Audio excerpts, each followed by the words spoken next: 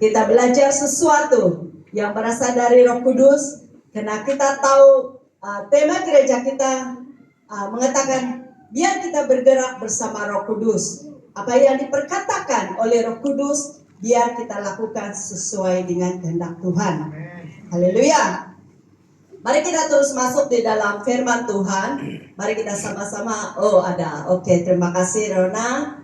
Terima kasih yang menyediakan firman Tuhan ini. Mari kita sama-sama baca Yohanes 11 ayat 1, sebenarnya dari 1 sampai 44, tapi sangat panjang. Saya ambil sampai 13, dan setiap poin saya akan selipkan kepada poin-poin seterusnya. Sebab dari 1 hingga 13 ini ialah pengenalan tentang Lazarus dan kuasa Tuhan. Oke, sama-sama kita baca. Saya huruf ganjil dan kamu nomor genap. Ya, boleh? Oke. Haleluya.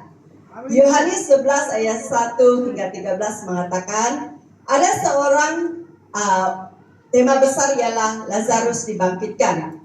Ada seorang yang sedang sakit, namanya Lazarus. Ia tinggal di Betania, kampung Maria dan adiknya Marta. 2. Maria ialah perempuan yang pernah menyaki kaki Tuhan dengan minyak mur dan menyekanya dengan rambutnya. Dan Lazarus yang sakit itu adalah saudaranya. Kepada perempuan itu mengirim kabar kepada Yesus, Tuhan, dia yang engkau kasihi sakit. 4. Ketika Yesus mendengarkan kabar itu, ia berkata, penyakit itu tidak akan membawa kematian, tapi menyatakan kemuliaan Allah. Sebab oleh penyakit itu anak akan dimuliakan. Yesus memang mengasihi Marta dan kakaknya dan Lazarus. Namun setelah didengarkannya bahwa Lazarus sakit, ia sengaja tinggal 2 hari lagi di tempat di mana ia berada. Tetapi sesudah itu ia berkata kepada murid-muridnya, mari kita kembali lagi ke Yudea. Murid-muridnya berkata kepadanya, Rabi, baru-baru ini orang Yahudi mencoba melempari engkau. Masih maukah engkau kembali ke sana? Jawab Yesus, bukankah ada 12 jam dalam satu hari? Siapa yang berjalan pada siang hari, kakinya tidak terantuk, karena ia melihat terang dunia ini. Tetapi jikalau seorang jalan pada malam hari, kakinya terantuk karena terang tidak ada di dalamnya. Demikianlah perkataannya, dan sesudah itu ia berkata kepada mereka, Lazarus saudara kita telah tertidur, tetapi aku pergi ke sana untuk membangunkan dia dari tidurnya. Maka murid-muridnya bertanya, Tuhan, jikalau ia tertidur, ia akan sembuh. Tetapi maksud Yesus ialah tertidur dalam arti mati, sedangkan sangka mereka Yesus berkata tentang tertidur dalam arti biasa. Mari kita berdoa. Haleluya. Bapa, mari Roh Kudus engkau berbicara lewat hamba-Mu, biar apa yang disampaikan pada malam ini adalah kata-kata yang berasal dari Engkau Tuhan, untuk membentuk, menegur, dan memulihkan setiap hati kami. Terima kasih Tuhan, terpuji nama-Mu Tuhan Yesus. Di dalam nama Tuhan Yesus kami sudah berdoa. Amin. Amin. Haleluya. Di sini ayat firman Tuhan dari 1 hingga 13 ini menceritakan keadaan Yesus di mana dia berada di satu tempat. Dan Yesus, firman Tuhan mengatakan dia sengaja. Saudara, perkataan sengaja ini, kalau kita melihat cerita ini, mendengar cerita ini, seseorang yang sudah sakit anak, tetapi Tuhan sengaja. Kenapa dia mengatakan, firman Tuhan ini mengatakan dia sengaja? Karena Tuhan tahu bahwa Lazarus akan dihidupkan. Karena dia mengatakan itu akan mendatangkan kemuliaan Tuhan. Jadi saudara, kalau kita menghadapi masalah di dalam kehidupan kita, bukan Tuhan tidak mau menolong kita. Dia sengaja melambat-lambatkan pertolongan dia. Karena dia mau melihat kita sebagaimana kita bersandar, berharap sepenuhnya kepada Tuhan, kepada kekuasaan Tuhan. Dan saya kena percaya apabila kita melihat jawaban dari Tuhan Yesus Kristus, kita pasti akan memuliakan Tuhan, betul? Jadi saudara, kalau kita saat ini Tuhan, kenapa saya tidak dapat jawaban dari setiap doa saya? Ingat firman ini. Yesus sengaja melambat-lambatkan diri untuk menolong Marta dengan Maria untuk menyembuhkan saudara mereka Lazarus. Karena dia tahu itu, dia akan memperlihatkan kepada semua orang kekuasaan dia. Karena kita tahu, kalau kita mendapat sesuatu yang berasal dari Tuhan, seperti kesembuhan, kehidupan Lazarus, kita pasti akan memuliakan Tuhan, betul?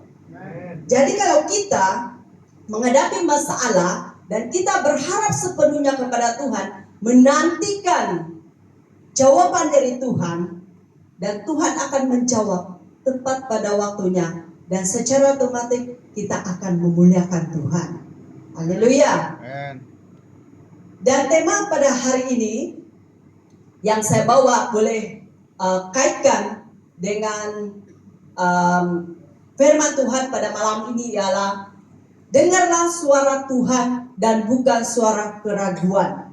Saudara, kita tidak nafikan sekiranya kita belum melihat kekuasaan Tuhan terjadi di dalam kehidupan kita. Pasti kita meragukan Tuhan, betul?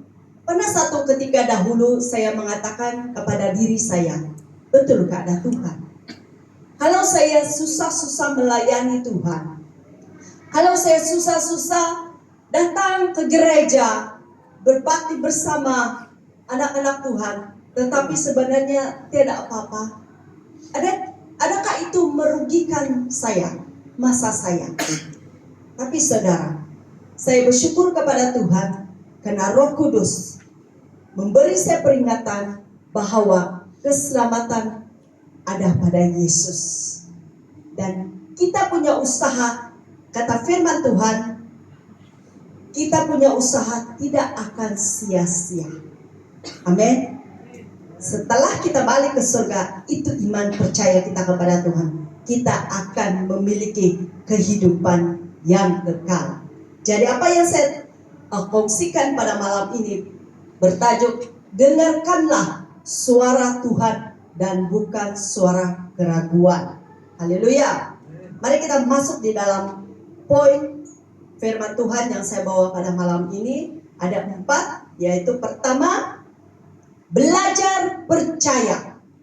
Di dalam Yohanes 11:14 hingga 15 mengatakan, karena itu Yesus berkata dengan terus terang, Lazarus sudah mati, tetapi syukurlah aku tidak hadir pada waktu itu, sebab demikian lebih baik bagimu supaya kamu dapat belajar percaya. Marilah kita pergi sekarang kepadanya. Ya, setelah beberapa hari setelah kejadian itu, Yesus mendengar dari bahwa Lazarus sudah meninggal. Dan apa kata Tuhan Yesus? Saya bersyukur karena saya tidak datang pada waktu itu. Sebab kalau dia datang pada waktu itu, tidak akan ada kematian dan kebangkitan. Hanya ada sakit dan disembuhkan. Itu sudah perkara biasa, betul? Jadi saudara, kalau kita sekarang meragui kasih Tuhan, meragui kuasa Tuhan, mari kita belajar percaya bahwa Tuhan menyatakan kemuliaannya tepat pada waktunya di dalam kehidupan kita. Apa yang Tuhan tuntut di dalam pribadi anak-anak yang percaya kepada Tuhan ialah belajar percaya. Apa itu belajar percaya? Belajar percaya artinya berani menerima dan menghadapi masalah yang terjadi dalam hidup kita. Menyerahkannya kepada Tuhan, sepenuhnya kepada Tuhan, sungguh-sungguh kepada Tuhan. Mengharapkan hal yang terbaik terhadap melalui masalah tersebut dan sabar menantikan Tuhan bekerja. Jangan pernah merasa tua untuk terus belajar. Jadi firman Tuhan ini sangat jelas sekali mengatakan, mari kita sama-sama belajar mempercayai kepada Tuhan sungguh-sungguh tanpa meragu-ragukan kuasa Tuhan di dalam kehidupan kita. Amin. Poin yang kedua yang kita belajar ialah Yesus adalah kebangkitan. Ya, 2 minggu lagi kita akan merayakan hari kebangkitan Tuhan Yesus. Dan kita belajar Yesus adalah kebangkitan di dalam kehidupan kita. Dalam Yohanes 11 ayat 23 hingga 27 mengatakan, kata Yesus kepada Marta, saudaramu akan bangkit. Kata Marta kepadanya, aku tahu bahwa ia akan bangkit. Ini Tuhan mengatakan kepada Marta yang selepas Lazarus sudah meninggal, waktu dia datang ke tempat mereka. 24, kata Marta kepadanya, aku tahu bahwa ia akan bangkit pada waktu orang-orang bangkit pada akhir zaman. Sangkanya ialah akan kebangkitan di hari yang akan datang. Kata Yesus, jawab Yesus, akulah kebangkitan dan hidup. Barang siapa percaya kepadaku, ia akan hidup walaupun ia sudah mati. Dan setiap orang yang hidup dan yang percaya kepadaku tidak akan mati selama-lamanya. Percayakah engkau pada hal ini? Soalan ini dipertanyakan kepada kita. Kalau iman seseorang sudah mati dan kita sedang mendoakan seseorang itu, mau percayakah engkau akan hal itu, yaitu perubahan seseorang, kehidupan rohani seseorang? Itu pertanyaan kita kepada kita lewat firman ini. 27, jawab Marta, ya Tuhan, aku percaya bahwa engkaulah Mesias, anak Allah, dia yang akan datang ke dalam dunia. Jadi saudara, sangat jelas, firman ini sangat jelas mengatakan bahwa Yesus adalah kebangkitan bagi kita semua. Kalau kita mengatakan, saya bergumul seseorang untuk berubah dalam kehidupan dia, mari kita belajar untuk mentaati bahwa kita imani, kita klaim bahwa Tuhan Yesus sanggup membangkitkan dia. Tuhan Yesus sanggup memulihkan dia, karena Tuhan adalah sumber kebangkitan bagi kita semua. Jadi percaya saja, terus doakan. Apa yang kita lakukan ialah kita berdoa, itu bahagian kita. Bahagianya Tuhan pasti akan terjadi tepat pada waktunya. Amin. Maksud ungkapan ini melambangkan kuasa Yesus mengatasi kematian dan peranannya sebagai pemberi kehidupan kekal dan memberikan harapan. Betul? Dan kita yakin dan percaya kita akan melakukan peranan kita, dan saya yakin dan percaya Tuhan pasti akan memberikan pengharapan tepat pada waktunya. Haleluya. Dan yang ketiga, poin yang ketiga, bagi Tuhan tiada yang mustahil. Ya. Dalam Yohanes 11 ayat 37 hingga 40 mengatakan, tetapi barang siapa orang di antaranya berkata, ia yang memelekkan mata orang buta, tidak sanggupkah ia bertindak sehingga orang ini tidak mati? Maka mensyukurlah pula hati Yesus. Hati Yesus sangat sedih mendengar perkataan orang itu. Lalu ia pergi ke kubur itu. Kubur itu adalah sebuah gua yang ditutup dengan batu. Kata Yesus, angkat batu itu Maria, Marta. Saudara orang yang meninggal itu berkata kepadanya, Tuhan, ia sudah berbau sebab sudah 4 hari ia mati. Jawab Yesus, bukankah sudah kukatakan kepadamu, jika engkau percaya engkau akan melihat kemuliaan Allah? Ini pertanyaan bagi kita semua. Bagi Tuhan tiada yang mustahil. Amin. Kalau kamu katakan, saya susah untuk berubah Tuhan, saya susah untuk meninggalkan kebiasaan-kebiasaan saya. Di sini ada berita baik bagi kita semua.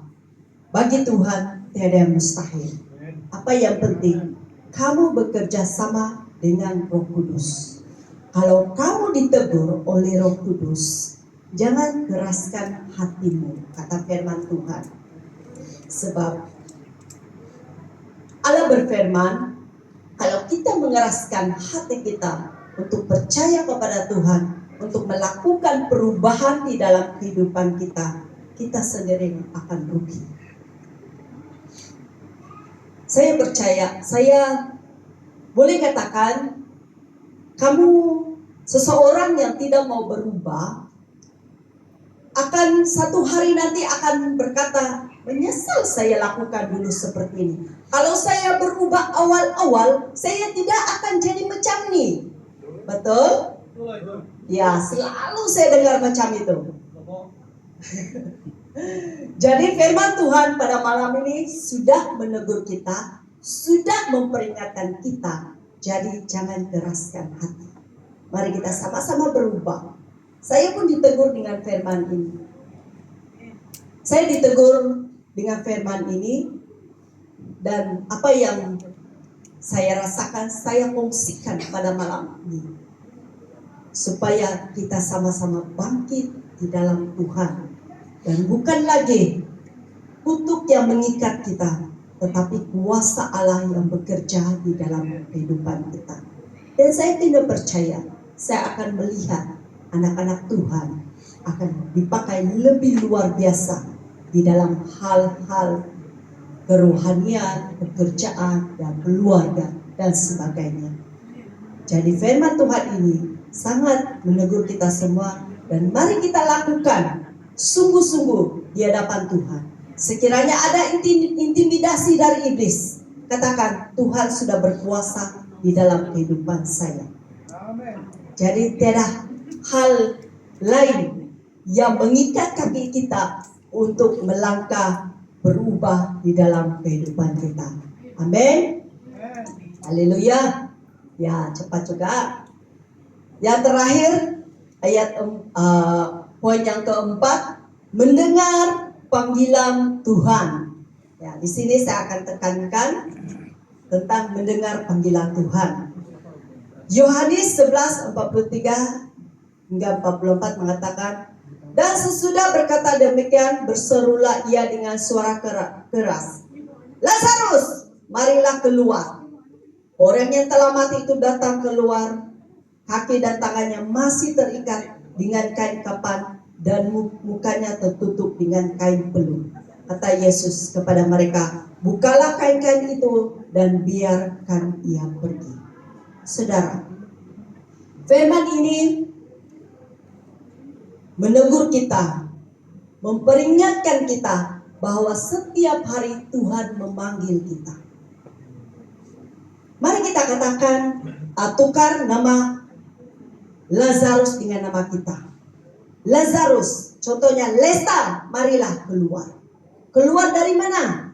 Keluar dari kepompong perbuatan, kepompong dosa yang membuatkan kita jauh dari Tuhan. Mari kita keluar. Mari kita dengar panggilan Tuhan. Sebab Tuhan tidak pernah berhenti memanggil kita. Memanggil dan terus memanggil kita untuk kita datang kepada Tuhan. Sekiranya Lazarus tidak mau mendengar kata Tuhan, panggilan Tuhan, dia selamanya akan mati. Betul? Dia selamanya akan mengalami kematian. Dan diaplikasikan keadaan kita sekarang. Kalau kita tidak mendengar suara Tuhan, mendengar panggilan Tuhan, selamanya lah kita dalam kematian rohani. Selamanya kita berada di golongan yang jauh dari Tuhan. Jadi saudara, apabila kita jauh dari Tuhan, apa yang akan terjadi? Kita seringkali melakukan dosa, menyakitkan hati Tuhan, dan kita sudah semestinya jadi alat kerajanya iblis untuk menyakitkan hati Tuhan. Dan sekarang saudara, malam ini kita diperingatkan untuk senantiasa mendengar panggilan Tuhan. Kalau Tuhan mengatakan, jangan kamu buat itu, jangan kamu lakukan itu, kita mentaati. Sekali lagi saya katakan, jangan keraskan hati kita untuk datang kepada Tuhan. Karena kita selamanya tidak akan mengalami kehidupan yang kekal. Kita akan tidak mengalami kehidupan di dalam rohani kita, sentiasa akan mati kalau kita tidak berani melangkah keluar seperti Lazarus lakukan. Kalau Tuhan selalu panggil kita, tapi kita tidak bertindak, apa akan terjadi? Seperti yang saya katakan tadi, Lazarus tidak akan mengalami kehidupan. Dia masih mati lagi.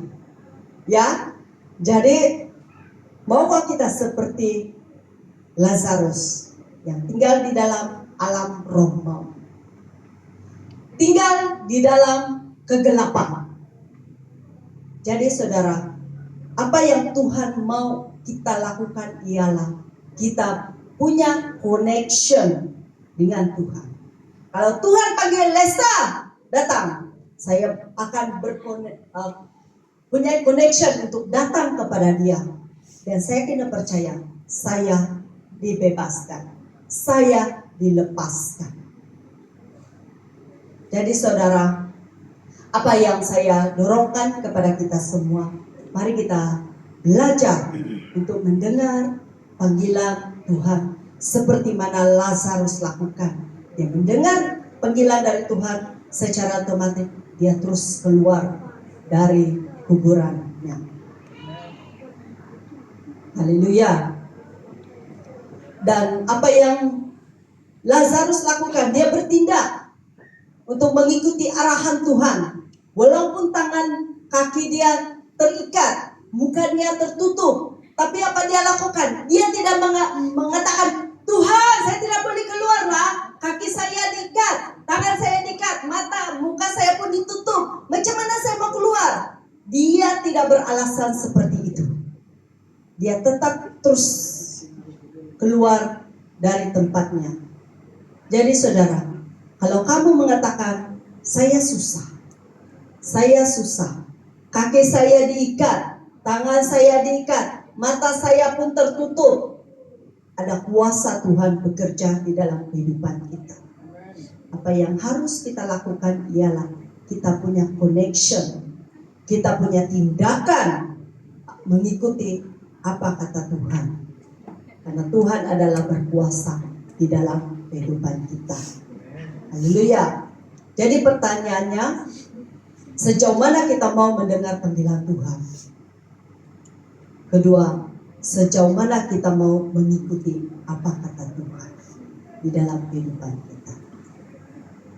Jadi saudara dan saudari yang sekasihi Tuhan di dalam Tuhan Yesus, mari kita sama-sama terus belajar mendengar panggilan Tuhan dan bukannya panggilan diri kita, kemauan diri kita. Sebab apa yang tema yang saya bawa hari ini sangat berkait rapat dengan cerita Lazarus ini, yaitu dengarlah suara Tuhan dan bukan suara keraguan kita. Amin. Jangan meragui kuasa Tuhan, karena Tuhan yang menciptakan kita semua, Tuhan yang tahu apa yang terjadi di hadapan sana. Apa yang penting ialah kita berserah sungguh-sungguh kepada Tuhan. Dan jangan kita meragui kasih Tuhan. Jangan kita meragui kekuasaan Tuhan di dalam kehidupan kita. Amin semua.